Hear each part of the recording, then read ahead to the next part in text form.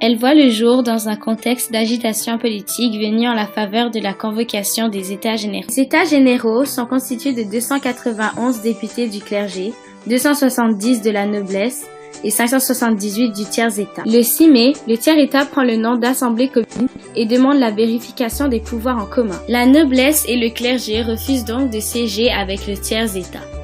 Louis XIV, remarquant que les États généraux sont en train de lui échapper, décide de faire fermer la salle où se réunissent les députés. Le 20 juin 1789, 149 députés du clergé et 2 de la noblesse se joignent aux députés du tiers-État.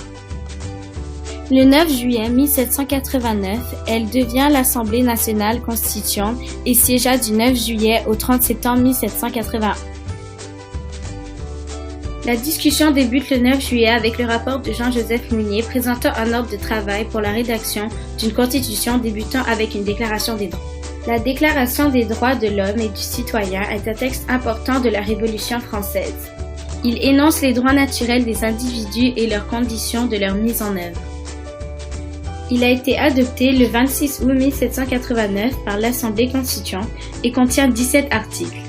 Il a été rédigé par Jean-Joseph Mounier, Jérôme Champion de Cissé, Honoré Gabriel Riquetti de Mirabeau et le 6e bureau. Le texte a été voté article par article du 20 au 26 août 1789 par l'Assemblée constituante.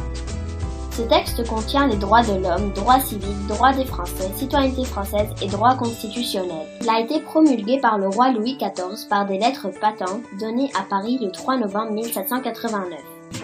Sa valeur constitutionnelle est reconnue par le Conseil constitutionnel français depuis 1971.